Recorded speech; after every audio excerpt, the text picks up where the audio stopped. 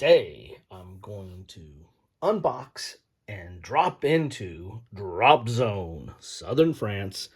This is the 80th anniversary of the second D-Day. What's the second D-Day? Well, a lot of people ask that.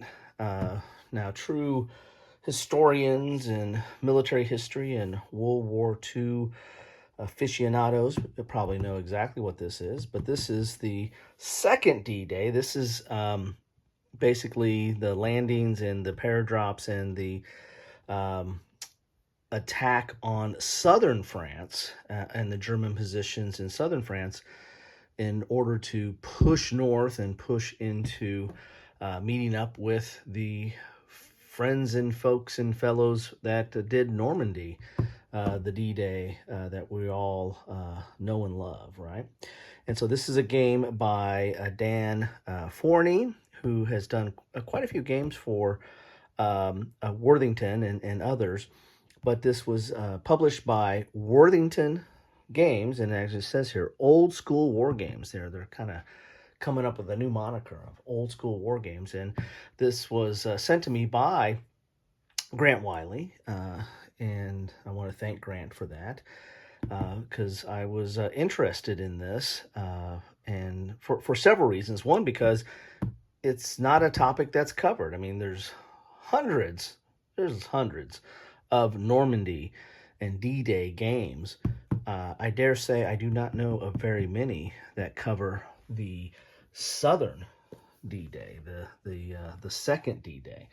Along with this, a little spoiler alert, came Operation Dragoon, which is a solitaire game that kind of covers the same D-Day, or the same, the second D-Day in the South, but this covers it at a high, more of a operational strategic type level, and it's solitaires, kind of using their solitaire system. I'll unbox and take a look at that later, and I'll probably get this to the table before I get this, but you never know. This one does not look that daunting to keep me from getting it to the table. Reading the back here, we have, early on the morning of D-Day, the Allied First ABTF led the invasion against the German occupation forces in what became arguably the most successful airborne operation, codenamed Rugby, of World War II. The First ABTF parachuted a dozen miles behind the Riviera landing beaches to seize key towns and road junctions to prevent the German occupation forces from counterattacking the amphibious landing and to facilitate the advance of Allied forces. The 4 a.m. parachute drop was badly scattered due to unexpectedly dense fog that blanketed the battle zone. Drop Zone, Southern France, covers the first 2 days of this airborne operation in 6/10 turns, when the American and British paratroopers and glidermen fought surrounded and alone, supported only by French resistance bands. Drop Zone Southern France is a detailed company-level tactical game on the Allied airborne assault, codenamed Operation Rugby, that spearheaded the invasion of southern France. The second D-Day, August 15th, 1944. It covers the first 2 days of airborne operations conducted by the First Airborne Task Force, First ABTF, First Airborne Task Force, a combined American and British airborne unit. The game is on a large 34 by 22-inch game board that details the area of the area the paratroopers landed in a dozen miles behind the landing beaches on the French Riviera. The game can be played by 2, 3, or 4 players, or solitaire as the Allies. So you only have, if you want to play it solitaire, you got to be the Allies. So you got to look at the counters there, look at a little bit of the map board, very nice looking, and the dice. And the interesting thing here is, it's a hex and counter. So, I mean, this looks very much like a hex and counter, but yet it's got some solitaire elements. So I'm really excited to see what that is, or how that plays out. Game complexity, it's not the lowest, but it's pretty low. And then solitaire is high, because you can play this solitaire. 1 to 4 players, ages 14 up, and victory within 2 hours. So this is a 2-hour game. Your mileage may vary, but that's what it says it is. let's get this bad boy open here and see what we have in here. I like Dan Forney's games. I like Worthington's production. I like Worthington's emphasis on solitaire or solitaire-friendly games.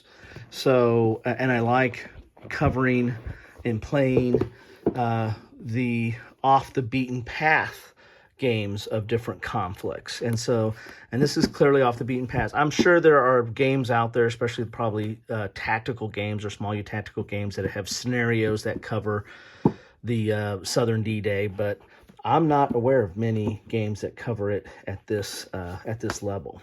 So here's the historical summary, and I can learn more about it right here. This is awesome. I don't want to spend too much time on this because I'll just spend the rest of my video looking this through. This is a nice little history book here, and has some images. This is nice.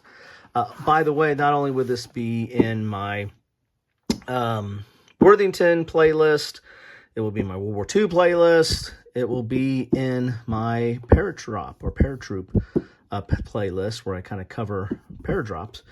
I don't think I'll put it in my Normandy playlist, because I have a playlist that was for D-Day, but it covers Normandy.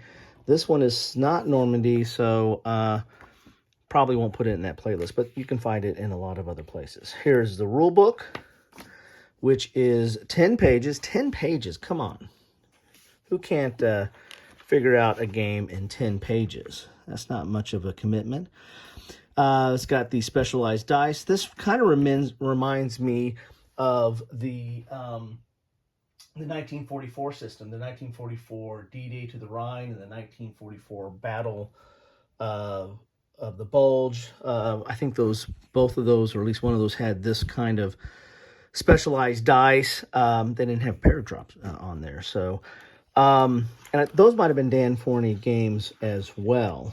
I'll have to look that back up. And you can also find it, I do have a playlist for under Forney, so you can find these games under there as well. It's dual column, color, and the thing I like, it's got a little bit larger font. It's not that tiny microscopic font for my tired old eyes to find what's going on. There is an explanation of the counters there. So you got 10 pages of rules, not too shabby. And then these are the scenarios. And then here's the solitaire game rules are on page 9. Oh, there's Solitaire's rule card. So there's just a rule card that gives you your solitaire rules. You get two rule books, because, you know, if you play it multiple players, you need a rule book. Here, this looks like a setup card of sorts. It's kind of cool, telling you where your reinforcements are going to come in. Very nice, good thickness, very large, very nice looking. Got another one of those. Alternative. Dual-sided. We have, here's a turn track and a victory point tracker there. And we have an allied setup for the Albatross paradrop. Very nice. We have a game aid here. This is combat. Train effects. Very thick and nice quality player aid paper there. Here's the solitaire game rule. So this is the solitaire game. Now that is a little bit smaller than the rules text, but that's all your solitaire rules. So you got 2 pages of rules for the solitaire. We got the counters, nice, big, thick, pre-rounded counters. Easy to read, easy on the eye, double-sided, very nice. There's a second counter sheet.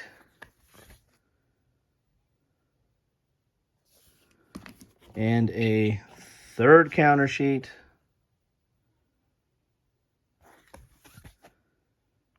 This is nice looking. I mean, this really is. I'm liking the look. I mean, as I said, I always like Worthington's production value and quality. So we got a tray in there. We got to put all the counters. This is reminiscent of the Band of Brothers and its sister games. They have these kind of counter trays, and there's those special dice in there. But you wanted to look at the mat board, which is mounted. Gotta love mounted mat boards. I grew up with, if you've watched me, you know, I grew up with Avalon Hill, so I'm used to mounted mat boards. Nothing against SPI or those other games that use the paper. There's a pair of pants type board with the two legs. Nothing against those, but I don't know. Just to me, mounted mat boards kind of are an indication of quality, craftsmanship, rich Corinthian leather, whatever you want to say. Paper mats are usually easier to put plexiglass on, of course, and the like, but and you can put more in a box, but I don't know, I like the look and feel of mounted, and I like the look of this map. This is very interesting. We have some tracks over here. We have a turn track. We had that on the board, but we also have a turn track here. We have a victory point track. We had that on the player aid. And here you go. So this is nice. So I want to start off by saying thank you, Grant. I'm excited about this, and I will have to get this to the table. Probably solitaire. I usually like to play a game, even if it's not a solitaire only game, it's a 2-player multiplayer. I tend to like to play a multiplayer first, or play it two-handed to get an understanding of the play before I get into solitaire, because usually the solitaire builds upon those rules, and and so you kind of have to have some basic understanding of the game before you dive into, you know, the solitaire rules. So I usually try to do that, but who knows? Who knows what I'm going to do this time? You never know what I'm going to do this time. So there's the 2 rule books. Here's the history book here. And there you have it. That is, oh, let's put the dice on there. I got to open up the box. Get the tray open here. And get the dice out. There we go. Loving it. And that's Drop Zone. Drop in for some Drop Zone. Game by Dan Forney, published by Worthington. Thank you, Worthington. Covering the second D-Day, the Southern France, and solitaire friendly. Thanks all.